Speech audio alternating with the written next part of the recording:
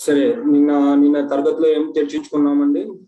4వ అధ్యాయము 34వ శ్లోకము చర్చించుకున్నాము. 4వ అధ్యాయం పేరు ఏంటండి? దివ్య జ్ఞానము. 34వ శ్లోకం ఏంటి? తద్విధి ప్రణిపాతేన పరిప్రశ్న సేవయ. ఏంటండి, మనము ఎప్పుడైనా దివ్య జ్ఞానాన్ని, మనం ఈ భౌతిక జ్ఞానం కాదు కదా, ఇది భౌతిక జ్ఞానము కేవలము మనము ధన సముపార్జన కోసం లేదా ఇంద్రియ తృప్తి కోసం మనము ఈ భౌతిక జగత్తులో మనం చేసే జ్ఞానం, ఆర్జించే జ్ఞానం మొత్తము భౌతిక జ్ఞానం అవుతుంది. అది భౌతిక జ్ఞానము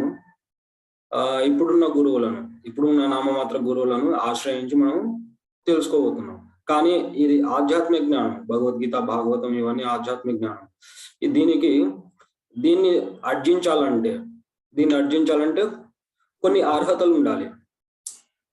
అది ఏంటంటే నిన్న శ్లోకంలో తద్విధి ప్రణిపాతన అంటే గురువు గారిని ఆశ్రయించి ఆయనకు సేవ చేసి, మనకు ఏవైనా సంశయాలు ఉంటే మనకు అవగాహన లేని, మన ఇంద్రియాలు అసమగ్రం కాబట్టి మనం చేసే జ్ఞానార్జన మొత్తము అసమగ్రం, పరిపూర్ణం కాదు. కాబట్టి తత్వదర్శులైన గురువు గారిని సమీపించి వారి సేవ చేసిన తర్వాత మనం మన సంశయాలను వ్యక్తం చేయడము, వారి నుంచి తెలుసుకోవడము అని అర్హత. అంటే ఈ జ్ఞానాన్ని, దివ్య జ్ఞానాన్ని ఆర్జించాల్సిన అర్హతను మనకు తెలియజేస్తుంది. అది 34వ శ్లోకము. ఈరోజు 35వ శ్లోకం చూద్దాము. 35వ శ్లోకము నేను చదువుతాను. యజ్ఞాత్వా న పునర్మోహం ఏవం యస్యసి పాండవాం ఏన భూతాన్యశేషాని రక్ష్యాస్యాత్మాన్మదో మయి. ఇక్కడ ఏంటంటే ట్రాన్స్లేషన్ కూడా చదువుతాను, భావం కూడా చదువుతాను. ఆత్మదర్శి అయిన మహాత్ముని నుంచి నిజమైన జ్ఞానం పొందినప్పుడు ఆ జ్ఞానం వచ్చే సమస్త జీవులు పరమాత్ముని అంశాలని, అనగా నాకు సంబంధించిన వారని గాంచుగడిచే నీవు తిరిగి ఎన్నడూ ఇట్టి మోహానికి గురి కావు. సరే, నిన్న ఎలా జ్ఞానాన్ని ఎలా సముపార్జించాలని దాని గురించి తెలుసుకున్నాం. ఇప్పుడు ఆ ఫలితం ఏంటి? జ్ఞానం సముపార్జన చేసుకున్న తర్వాత ఫలితం ఏంటి? దాని జ్ఞానాన్ని సముపార్జన చేసుకున్న తర్వాత ఇక్కడ ఏమంటున్నారు? ఆత్మదర్శులైన మహాత్ముల నుంచి మనం ఈ జ్ఞానాన్ని ఎప్పుడైతే పొందుతామో, ఇక్కడ గుర్తుపెట్టుకోవాల్సిన విషయం ఏంటంటే ఆత్మదర్శులైన మహాత్ములు అంటున్నారు. ఎవరి నుంచి అంటే వారి నుంచి కాదండి. ఇప్పుడు నామమాత్ర వేద పండితులు ఉన్నారు, లేదా లౌకికవాదులు ఉన్నారు, మాయవాదులు ఉన్నారు, వీరి నుంచి కాదు. ఆత్మదర్శులైన మహాత్ముల నుంచి ఎప్పుడైతే మనం నిజమైన జ్ఞానాన్ని, పరిపూర్ణమైన జ్ఞానాన్ని మనం పొందుతామో అప్పుడు మనకు ఆ ఫలితం ఏంటండి? సమస్త జీవులు కృష్ణుని అంశాలుగా మనం గుర్తించగలుగుతాం. మనము 2వ అధ్యాయంలో మనం ఏం తెలుసుకున్నాము? మనమందరము కృష్ణుని అంశాలము. మనము ఈ భౌతిక జగత్తుకు సంబంధించిన వారం కాదు. ఈ భౌతిక దేహము కేవలము భౌతిక దేహానికి మరియు ఆత్మకి వ్యత్యాసం గురించి తెలుసుకున్నాం. సాంఖ్యశాస్త్రం, అదే సాంఖ్యశాస్త్రంగా తెలుసుకున్నాము. అంటే మనం తెలుసుకున్నాము, సరే, ఈ భౌతిక దేహం మనం కాదు, నేను అనేవాడిని, నేను ఆత్మస్వరూపుణ్ణి అని తెలుసుకున్నాము. ఆత్మస్వరూపుణ్ణి అని తెలుసుకున్న తర్వాత ఏదైనా మనకు కొద్దిపాటి కలత కలిగినప్పుడు మనం మళ్ళీ దేహపరంగా మనము చింతించడం జరుగుతుంది. ఇప్పుడు ఏంటి? తెలుసుకున్నాం కదా, జ్ఞానం అయితే తెలుసుకున్నాము, ఆత్మస్వరూపుణ్ణి. కాబట్టి జ్ఞానం తెలుసుకున్నాము, కానీ సాక్షాత్కారం పొందలేదు. అంటే అనుభవపూర్వకంగా మనము నేను ఆత్మ, ఈ భౌతిక జగత్తుతో సంబంధం లేదు, ఈ శీతోష్ణ సుఖ దుఃఖాలకు నాకు ఎలాంటి సంబంధం లేదు, ఒకవేళ కలిగినా కానీ నా మీద ప్రభావం చూపవు అనేది మనకు సాక్షాత్కారం. ఆ జ్ఞానాన్ని, మనం తెలుసుకున్న జ్ఞానాన్ని అనుభవపూర్వకంగా సాక్షాత్కారం పొందలేదు. అందుకే తెలుసుకున్న కానీ జ్ఞానం, మనం ఆత్మస్వరూపమైన జ్ఞానం తెలుసుకున్నా కానీ మనం దేహభావంలో కొన్నిసార్లు, ఇంకా భక్తులతో పోలిస్తే సాధారణ జనులు మొత్తం దేహభావంలోనే ఉంటారు. భక్తులైనా కానీ కొద్దిపాటికి కలత చెందుతారు. ఎప్పుడైనా కలతలు వచ్చినప్పుడు కలత చెందడం జరుగుతుంది. కాబట్టి ఆ సాక్షాత్కారం ఎలా పొందాలి? అనుభవపూర్వకంగా మనం తెలుసుకున్న జ్ఞానాన్ని సాక్షాత్కారం ఎలా పొందాలి? ఇక్కడ మహాత్ముని, ఆత్మదర్శి అయిన వీరే మహాత్ములు, ఈ మహాత్ములు మహాత్ములు దర్శించుంటారా ముందుగానే? అంటే ఈ పరతత్వ జ్ఞానం గురించి తెలుసుకొని పరతత్వ సత్యము ఏంటి అనేది దర్శించుంటారు. అలాంటి మహాత్ముల నుంచి మనం జ్ఞానాన్ని పొందగలిగితే మనం కూడా మనం దేహభావం నుంచి విడనాడి జీవులన్నీ కృష్ణుని అంశాలుగా మనం గుర్తించగలుగుతాం. జీవులన్నీ కృష్ణుని అంశాలుగా గుర్తించగలిగితే ఏమవుతుంది? అప్పుడు సోదర భావం పెరుగుతుంది. తర్వాత అందులో మనము ఏ కలతలు, ఇప్పుడు మనం యునైటెడ్ స్టేట్స్ అంటున్నారు, యునైటెడ్ నేషన్ అంటున్నారు, అంటే విశ్వ సౌభాతృత్వం అంటున్నారు. మనం ఇప్పటికీ ఒక్కొక్క దేశం నడుమ, ఒక్కొక్క జాతి నడుమ యుద్ధాలు ప్రచండ యుద్ధాలు నడుస్తూనే ఉన్నాయి చూడండి ఇక్కడ.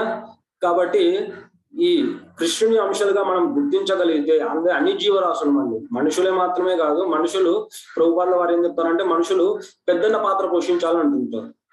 పెద్దన్న పాత్ర అంటే జీవులకు అన్నిటికీ అన్నలాగా పెద్దన్న పాత్ర పోషించాలి, జీవులన్నిటికీ అన్నలాగా అంటుంటారు ప్రభుపాదుల వారు. చాలా చోట్ల చాలా సందర్భాల్లో చెప్పారు. ఇప్పుడు మనము జీవులన్నింటినీ గుర్తించిన తర్వాత మనము సౌభాతృత్వం పెరుగుతుంది. అంటే జీవులు అప్పుడు జీవహింస తగ్గుతుంది. తర్వాత జీవహింస తగ్గినప్పుడు మనం సౌభాతృత్వం పెంచుకోగలుగుతాం. ఒక జీవి పట్ల మనకు సోదర భావం పెరుగుతుంది. అంటే కృష్ణుడి అంశాలే కదా అన్ని, కృష్ణుడి అంశాలు. మనం నిత్య సేవకులమని మన నిజస్థితి ఏంటంటే కృష్ణుడి అంశాలుగా మనము కృష్ణ సేవకులుగా నిత్యదాసులుగా మనం కృష్ణుడికి సేవ చేయాల్సి ఉంటుంది. అది మనం తెలుసుకోగలుగుతాము. తర్వాత ఇక్కడ శ్రీల ప్రభుపాదుల వారు భాష్యంలో ఏం చెప్పారండి, కొందరు మాయావాదులు లేకుంటే లౌకిక పండితులు, నామమాత్ర లౌకిక పండితులు ఏం చేస్తారండి, లౌకిక పండితులు మనము భగవద్గీతను చదువుతారు, మొత్తం 18 అధ్యాయాలు మెమరీ వేసుకుంటారు, మొత్తం పైనుంచి కింది ఎడమ నుంచి కుడికి మొత్తం శ్లోకాలన్నీ అప్పచెప్తూ ఉంటారు. కానీ సూక్ష్మమైన జ్ఞానము సారం తెలుసుకోలేకపోతారు. వీళ్ళు ఏం చెప్తుంటారండి, భగవద్గీతను ఉపన్యాసాలు ఇస్తూ ఉన్నా కానీ వీరేం చెప్తుంటారు, కేవలం కృష్ణుడు కేవలము ఒక వ్యక్తి, అంటే సాధారణ వ్యక్తి లేక ఒక గొప్ప వ్యక్తి అయి ఉండొచ్చు, అంతేగాని భగవంతుడు కాదు, ఆది పురుషుడు కాదు, భగవంతుడు కాదు. ఈ నిరాకార బ్రహ్మమే మనం అందరము ఒకవేళ శరీరం వదిలిన తర్వాత మన ఆత్మ వచ్చేసి నిరాకార బ్రహ్మంలో కలుస్తుంది అని చెప్తూ ఉంటారు మాయావాదులు. అది శుద్ధ తప్పండి. ప్రభుపాదుల వారు మూడు దశల్లో ఇచ్చారు మనకు. పరసత్వ సత్యాన్ని మనము ఎలా అర్థం చేసుకోవాలని 3 దశలు ఉంటాయి. 3 దశలు ఏంటంటే అవి బ్రహ్మను, తర్వాత పరమాత్మ, తర్వాత భగవాన్. అంటే మనము ఈ 3 దశల్లో ఒక్కొక్కటి దశ గురించి తెలుసుకుంటే కనుక భగవాన్ అంటే పూర్తి సంపూర్ణమైన జ్ఞానము. కృష్ణుడు ఒక వ్యక్తి స్వరూపము. ఆయనకు నిత్యదాసులం అని తెలుసుకోవడం భగవంతుని సాక్షాత్కారం అంటారు, భగవాన్ సాక్షాత్కారం అంటారు. సరే, అది భక్తుల్లో వచ్చే విభాగంలో వచ్చే వ్యక్తులందరూ భగవాన్ సాక్షాత్కారం పొందుతారు. అది సంపూర్ణమైన జ్ఞానం. తర్వాత దానికంటే ఒక చిన్న నెక్స్ట్ స్థాయి ఏంటండి, పరమాత్మ సాక్షాత్కారం. పరమాత్మ సాక్షాత్కారం ఏంటండి, పరమాత్మ సాక్షాత్కారం అంటే యోగులు మనము ధ్యానంలో కూర్చొని మనలో ఉన్న హృదయంలో ఉన్న పరమాత్మని దర్శించడము పరమాత్మ సాక్షాత్కారం అంటారు. అది కూడా అసంపూర్ణమైన జ్ఞానం అండి. ఇంకా దానికంటే ఇంకా కొద్ది తక్కువ స్థాయిలో ఉన్న సాక్షాత్కారం ఏంటండి, నిరాకార బ్రహ్మ సాక్షాత్కారం అంటారు. ఈ జ్ఞానులు ఏం చేస్తుంటారండి, నామమాత్ర జ్ఞానులు కేవలం నిరాకార బ్రహ్మంను చూసి, అదే నిరాకార బ్రహ్మమే చివరి దశ, నిరాకార బ్రహ్మంలో మనం కలవాలి, మనకు సచ్చిదానంద స్వరూపం అనేది ఏముండదు, మనము ఈ శరీరం వదిలిన వెంటనే నిరాకార బ్రహ్మంలో కలుస్తాము అనేసి ఈ మాయావాదులు చెప్తుంటారు. మనకు శ్రీల ప్రభుపాదుల వారు ఏం చెప్పారండి, నిరాకార బ్రహ్మం కూడా ఈ కృష్ణ భగవాను శరీర కాంతి అని చెప్పారు. కృష్ణ భగవానుల శరీర కాంతి వైభవపేతంగా ఉంటుందండి. ఆ వైభవపేతంగా శరీర కాంతినే వీరు నిరాకార బ్రహ్మంగా, వీరు లౌకికవాదులు లేక మాయవాదులు మన లౌకికవాదులు అర్థం చేసుకోవడం జరుగుతుంది. కాబట్టి ఇవి రెండు దశలు, బ్రహ్మము తర్వాత పరమాత్మ రూపంలో ఉన్న, మనలో ఉన్న పరమాత్మ రూపంలో ఉన్న, ఇవన్నీ ఈ రెండు దశలు వచ్చేసి కేవలము అసంపూర్ణమైన జ్ఞానం. పరిపూర్ణమైన జ్ఞానం ఏంటండి? మనలో భగవంతునికి స్వరూపం ఉంది అని మనము నిత్యదాసులం అని తెలుసుకోవడమే భగవాన్ సాక్షాత్కారం అంటారు. ఇక్కడ ఇంకో విషయం చెప్తున్నారు. నిరాకార బ్రహ్మం గురించి లౌకికవాదులు ఏమనుకుంటుంటారండి? ఒక వస్తువు, సాధారణంగా భౌతిక జగత్తులో ఒక వస్తువు తీసుకుంటే, ఒక వస్తువులోంచి కొంచెం కొద్ది భాగం తీసుకున్న తర్వాత మిగిలిన భాగం ఉంటుంది. సరే, ఇంకో కొద్ది భాగం తీసుకున్న తర్వాత మిగిలిన భాగం ఉంటుంది. ఇంకా కొద్ది భాగం తీసుకున్న తర్వాత అలా తీసుకుంటూ వేరుపడితే చివరికి అది శూన్యమైపోతుంది. అంటే తన మూల స్థితిని కోల్పోతుంది అని చెప్పి, అది భౌతిక జగత్తులో ఉన్నా. కానీ ఇక్కడ కృష్ణుడి అంశాలు అంటున్నాం, మనమందరం కృష్ణుడి అంశాలు అంటున్నాం. మనమందరం కృష్ణుడి నుంచి విడిపడిన వాళ్ళం. విడిపడితే కృష్ణుడు తక్కువైపోతాడా అండి? కృష్ణుడు మూలస్థితిని కోల్పోతాడా? కోల్పోరండి. అది ఆధ్యాత్మిక జగత్తులో స్పిరిచువల్ మ్యాథమెటిక్స్ అంటారు, ఆధ్యాత్మిక గణితం అంటారు. భౌతిక గణితంలో 1 నుంచి 1 తీసేస్తే 0 అవుతుంది, లేకుంటే 1కి ఇంకోటి కలిపితే 2 అవుతుంది. కానీ ఆధ్యాత్మిక గణితం అంటే ఆధ్యాత్మిక లోకంలో ఎలా ఉంటుందండి? ఓం పూర్ణమద పూర్ణమిదం పూర్ణాత్ పూర్ణముదచ్యతే పూర్ణమేవా అని, అంటే ఒక పూర్ణం నుంచి, ఇది ఈశోపనిషత్ శ్లోకం అండి, మొదటి శ్లోకమే, ఉపోద్ఘాతంలోని మొదటి శ్లోకం ఇది మనం 1 నుంచి 1 తీసేస్తే, ఆధ్యాత్మిక గణితంలో 1 నుంచి 1 తీసేస్తే, అంటే పూర్ణుడైన శ్రీకృష్ణుడి నుంచి అంశాలుగా విడిపడితే పూర్ణుడే అవుతాడండి. కృష్ణుడు పూర్ణుడే అవుతాడు. 1కి ఇంకోటి కలిపితే పూర్ణుడే అవుతారు. అదే ఇక్కడ చెప్పడం జరిగింది. మనము ఈ భౌతిక నామమాత్రపు లౌకిక పండితులు ఏం చేస్తారండి? 1 నుంచి 1 తీస్తున్నారంటే ఈ కృష్ణుడి నుంచి మనం విడబడుతున్నాము, లక్షలాది కోట్లాది జీవులు విడబడితే ఆయన మూలస్థితిని కోల్పోతారని చెప్తారు. అది ఇక్కడ కూడా ఖండించడం జరిగింది శిలా ప్రభుపాదుల వారు. తర్వాత కృష్ణ మాయ అంటే ఏంటి? మాయ అంటే మా అంటే ఇది కాదు అని అర్థం. మా అంటే కాదు, యా అంటే ఇది కాదు అని అర్థం. మాయా అంటే ఇది కాదు. ఏది కాదు? ఈ భౌతిక జగత్తు మనం భోగించాలనే, మనం నిత్యదాసులము, మనము నిత్యము సేవ చేసుకుంటూ ఉన్న వాళ్ళము. ఆధ్యాత్మిక జగత్తులో మనం ఇక్కడ భౌతిక జగత్తుకు సంబంధించిన వారం కాదు. అలాంటప్పుడు మనకు కొద్దిగా స్వేచ్ఛ ఉంటుందండి, కొద్దిపాటి స్వేచ్ఛ ఉంటుంది. కొద్దిపాటి స్వేచ్ఛతో మనము సేవ చేస్తూ ఉంటాము. ఆ సేవలో మనకు ఎప్పుడైతే మనం భోగించాలి, మనం భోక్త కావాలని మనం ఎప్పుడైతే తలుస్తామో, అప్పుడు కృష్ణ భగవానులు వాంఛ ఉన్న వారిని ఇక్కడ భౌతిక జగత్తులో భోగించవచ్చు అని పంపిస్తారు. ఆధ్యాత్మిక లోకంలో కేవలము కృష్ణ భగవానులు మాత్రమే భోక్త అవుతారండి.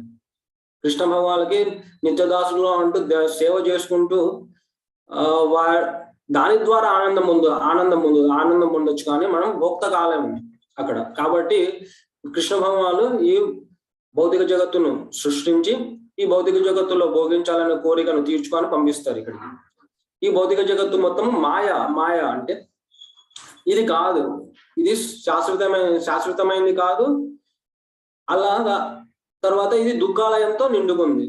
మనం ఎప్పుడైతే భోగించాలనే కోరిక ఎప్పుడైతే బలంగా ఉంటుందో అప్పుడు మాయ ఎప్పుడు మనకు దెబ్బలేస్తూ ఉంటుంది. కాబట్టి ఇక్కడ ఈ మాయ అనే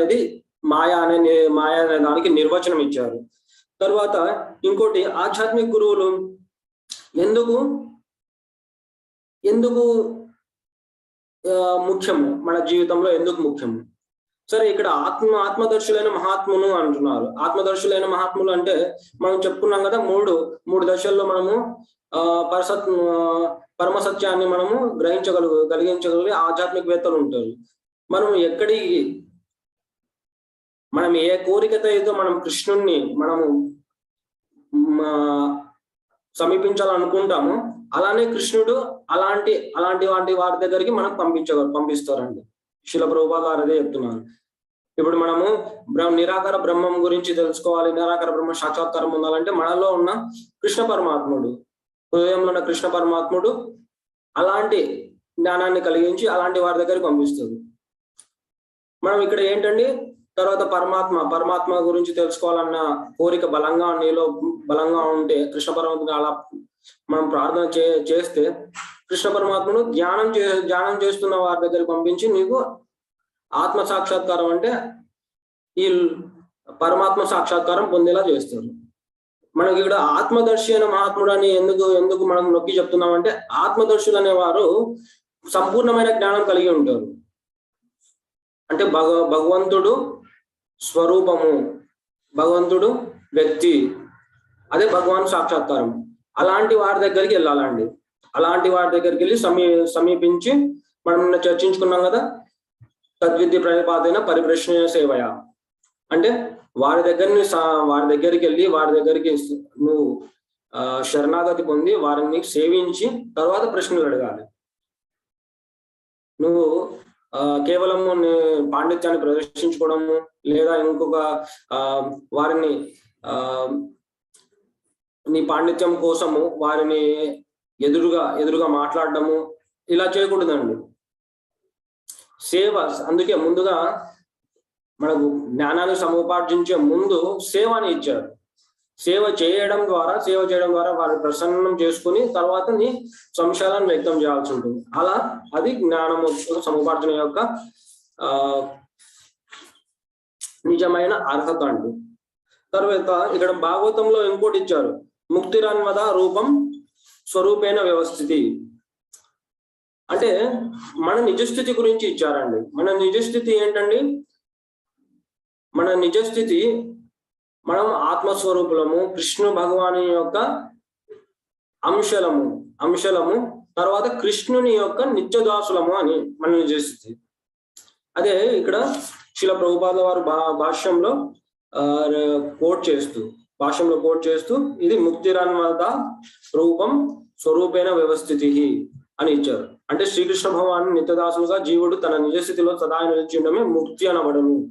ముక్తి అంటే కేవలము నిరాకార బ్రహ్మంలో కలవడం కాదండి. మనము ఈ భౌతిక జగత్తులో ఉన్నప్పుడు కూడా జీవన్ముక్తులు కావచ్చు. ఎలా కావచ్చు జీవన్ముక్తులు? ఈ భౌతిక జగత్తులో ఉన్నప్పటికీ మనకేంటంటే మనకు ముక్తి అంటే అదే ఈ భౌతిక జగత్తును వదిలి వెళ్ళిపోవడము, ఈ శరీరాన్ని వదిలి వెళ్ళిపోవడము, తర్వాత పరలోకంలో మనము నిరాకార బ్రహ్మంతో కలవడము, ఇలా మనకు చిన్న తప్పుడు అవగాహన ఉంటుంది. కానీ ఇక్కడ ఏం చెప్తున్నారు, ఇక్కడ మనం ఈ భౌతిక జగత్తుల్లో ఉన్నప్పటికీ కూడా మనము ఈ ముక్తిని పొందగలము. ఎలా పొందగలము? మనము ఎప్పుడైతే మనము నిత్యదాసులుగా మనం గుర్తిస్తామో, జీవుడు నిత్యదాసులుగా మనము నిత్యదాసులమని గుర్తిస్తామో ఆ నిజస్థితియే ముక్తి అని అంటున్నాం. అప్పుడు మనకు ప్రకృతి త్రిగుణాలు మన మీద ప్రభావం చూపవండి. సరే, ఈ జ్ఞానం ఎలా వస్తుంది? నిత్యదాసులు అనే జ్ఞానం ఎలా వస్తుంది? మనం అంశలము, కృష్ణదాసు అంటే కృష్ణుడికి నిత్యదాసులము, తర్వాత మనము కృష్ణుడి అంశలం అనే జ్ఞానం ఎలా వస్తుంది? ఇక్కడ అదే ఆత్మదర్శి అయిన మహాత్ముని సమీపించాలి. ఆత్మదర్శి అయిన మహాత్ముని సమీపించాలి అంటున్నారు. అంటే వారిని సమీపించడం కూడా ఒక సరే, నాకు ఆత్మదర్శి అయిన మహాత్ముడు తెలియదు, ఎవరో తెలియదు, ఆయన్ని గుర్తించడం ఎలా అని ఎవరైతే కృష్ణుణ్ణి అంటే భగవంతుని రూపం ఉంది అని చెప్తారో వారే ఆత్మదర్శులు అండి. వారే పరిపూర్ణమైన జ్ఞానం కలవారని. ఇక్కడ 3 దశలు చెప్పుకున్నాం కదా. 3 దశల్లో మనము ఎవరిని సమీపించాలి? ఆత్మదర్శులైన వారిని సమీపించాలి. తర్వాత ఒకవేళ ఈ అలాంటి జ్ఞానం మనం పొందలేకపోతే, ఆత్మదర్శులను సమీపించి మనం నిత్యదాసులము లేక పరమాత్మని అంశలమని మనం ఆ జ్ఞానాన్ని పొందలేకపోతే మనకు ఎలాంటి ఎలాంటి ఫలితాలు లభిస్తాయని ఇంకో కొంచెం వివరణ ఇచ్చారు శిల ప్రభుపాదుల వారు. ఇది ఆ జ్ఞానాన్ని పొందలేకపోతే మళ్ళీ శిల ప్రభుపాదుల వారు చెప్తూ వస్తారండి చాలా సందర్భాల్లో, మనం నిరాకార బ్రహ్మంలో కలిసినప్పటికీ అసమగ్రమైన జ్ఞానంతో మనము మాయావాదులు చెప్పే ఈ నిరాకార బ్రహ్మంలో మనం కలిసినప్పటికీ మనం భక్తులమైతే అలా కోరుకోం. మనము ముక్తిని కూడా కోరుకోమండి, ముక్తిని కూడా కోరుకోము. కేవలం నిత్యదాసులమని మనం సేవను మాత్రమే కోరుకుంటాం, భగవంతుని సేవను మాత్రమే కోరుకుంటాం. ఒకవేళ నిరాకార బ్రహ్మంలో కలిసినప్పటికీ మాయావాదులు మళ్ళీ పతనం చెందడానికి అవకాశం ఉంటుందండి, పతనం చెందడానికి అవకాశం ఉంటుంది.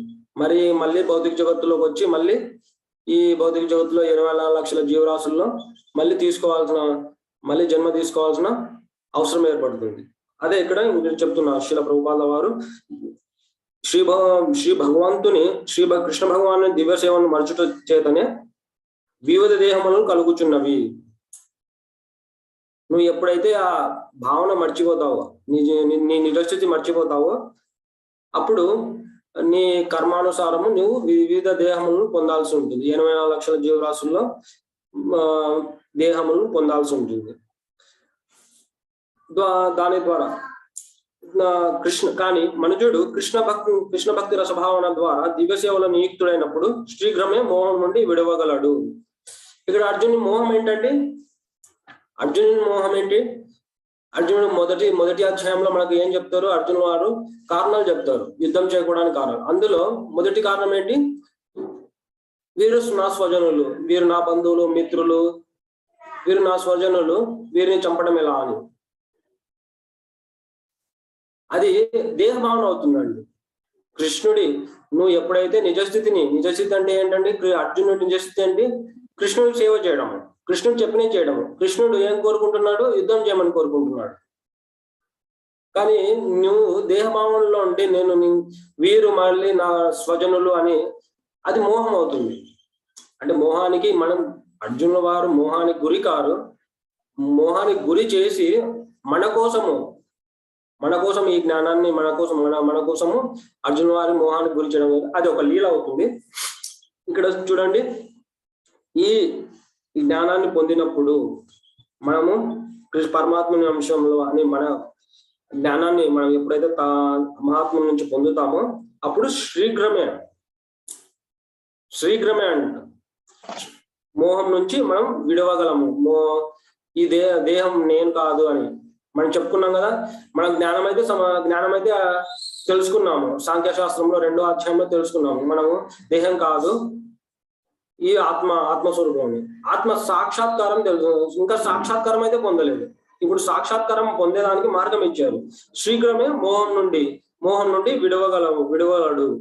ఎప్పుడు దివ్య సేవలో నిమగ్నుడైనప్పుడు, భక్తియుత సేవ, కృష్ణ భగవాన్ని భక్తియుత సేవలో నిమగ్నమైనప్పుడు ఈ మోహం నుంచి విడబడతారు అని ఇక్కడ శిల ప్రభుపాదుల వారు చెప్తున్నారు. సరే, భక్తియుత సేవ అంటే ఏంటి? మరి మనం బయటపడాలనుకుంటున్నాము, ఈ మోహం నుంచి బయటపడాలనుకుంటున్నాము, మనం దేహం అనే భావం నుంచి బయటపడాలనుకుంటున్నాము. భక్తియుత సేవ ద్వారా దేహభావం నుంచి బయటపడతామని ఒక ఉపాయం ఇచ్చారు ఇక్కడ. మనం భక్తియుత సేవ అంటే విష్ణుని ప్రీత్యర్థం కోసం ఏది చేసినా ఆ కార్యము భక్తియుత సేవ అవుతుంది. అంటే ఇంకా అన్యమైన కార్యాలన్నీ, ఎంత గొప్ప కార్యాలైనా కానీ అవి భక్తియుత సేవ కిందికి రావండి. విష్ణుని ప్రీత్యర్థం కోసం ఏవైతే కార్యాలు చేస్తావో అది భక్తియుత సేవ అవుతుంది. విష్ణు ప్రీత్యర్థము అంటే విష్ణువు అంటే గురువుల వారు కూడా విష్ణువు ప్రతినిధి అవుతారు. గురువుల సంతృప్తి కోసం చేయడం కూడా భక్తియుత సేవ అవుతుంది. అంటే వారిచ్చిన మందిరంలో సేవలు కానీ, లేదా హరినామ సంకీర్తన, హరినామ జపము, ఇవన్నీ మనం ఇస్కాన్లో మనము ప్రతి నిత్యం మనము చేస్తున్నాం కదా. ఇవన్నీ మనకు భక్తియుత సేవ కిందకి వస్తాయి. సరే, ఇది 35వ శ్లోకము. మరి రేపు తర్వాత ఇంకో 36వ శ్లోకం గురించి చర్చించుకుందాము. ఈ జ్ఞానం మొత్తం ఈ విభాగం వచ్చేసి జ్ఞానాన్ని ఎలా సముపార్జించాలి, ఆ జ్ఞానం వచ్చిన తర్వాత ఫలితాలు ఏంటి అని తెలుసుకోబోతున్నాం ఈ మొత్తం విభాగంలో. హరే కృష్ణ. హరే కృష్ణ ప్రభుజీ. హరే కృష్ణ ప్రభుజీ. హరే కృష్ణ మాతాజీ.